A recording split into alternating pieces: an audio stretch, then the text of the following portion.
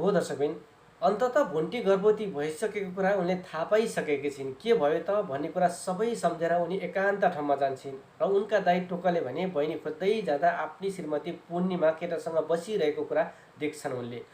र उनले पनि भन्छन्, यस्ता चरित्रहीन आइमाई भन्दै त्यहाँबाट जान्छन्। र दर्शकबिन, यता पूर्णिमाले भने टोकालेलाई डाकेर ती केटासँग परिचय गराउँछु, हिँड्नुहोस् म चिनाउँछु भन्दै गर्दा उनी त्यहाँबाट जान मान्दैनन्। र दर्शकबिन, उनी जाँदैनन्।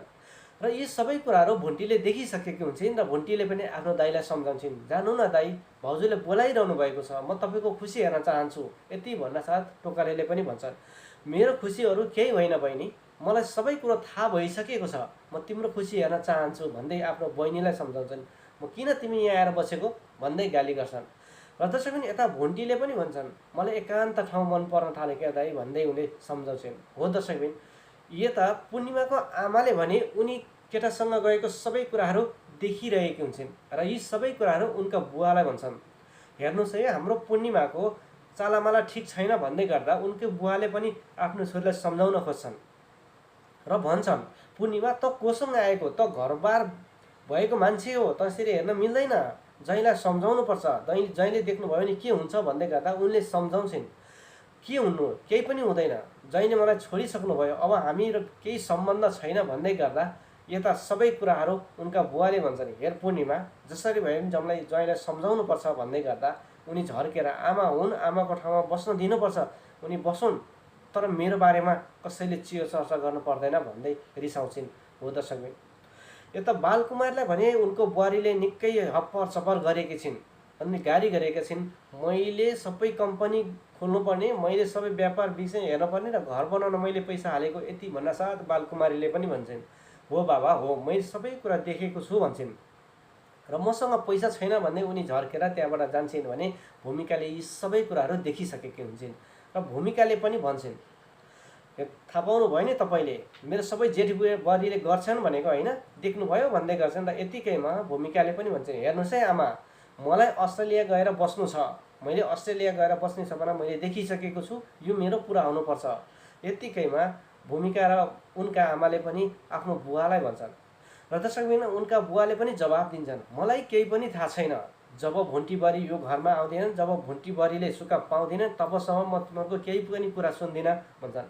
हो दर्शकबिन, भुन्टीलाई उनका ससुराले धेरै माया गर्छन् र धेरै सम्झाइ पनि गर्छन् र उनका छोरालाई पनि उनले सम्झाएका थिए, भूपेन्द्र तैँले यो के गरेको, बरीलाई खुरुक्क माफी मागेर घर लिएर आइज, म बरी घर आएको हेर्न चाहन्छु भन्छन्। यत्तिकैमा भूपेन्द्रले पनि आफ्नो बुवासँग रिसाएर भनेका थिए, तपाईँ भुन्टीको बारेमा कुरा नगरोस्, यदि भुन्टी यो घरमा आउँछ भने म यो घरमा बस्दिनँ भन्दै गर्दा उनले भन्छ, भूपेन्द्र त किन यस्तो कुरा गरेको हो बुवा, भुन्टीले गर्दाखेरि मेरो सारा बिजनेस चौपट भएको छ। यत्तिकैमा उनले पनि भन्छन्, छोरा यो तैँले बिजनेस चौपट बनाएको हो, भुन्टीले होइन, भुन्टीले जसरी भयो नि हाम्रो घरमा ल्याउनुपर्छ भन्छन्।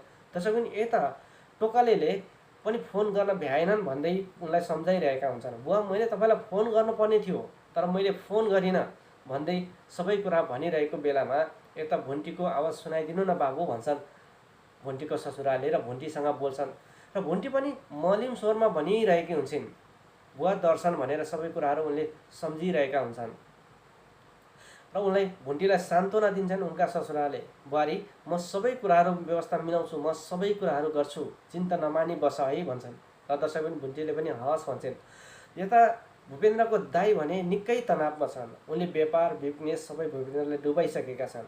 हो दर्शकबिन, यहाँ सबै कुरा किन यस्तो भइरहेको छ भने उनी अनुसन्धान गरिरहेका थिए र आफ्नो भाइलाई पनि उनले निकै सम्झाएका थिए, भूपेन्द्र त किन यस्तो भएको छस् भन्दै गर्दा हिजो विगतमा भीमले पनि भनिसकेका थिए, हाम्रो दाइ किन यस्तो हुनुभएको छ, भाउजूले पनि घर छोडेर जानुभयो, यति सानो कुरामा भाउजूले घर छोड्नु हुँदैन थियो भनेर उनले निकै भनिरहेका थिए।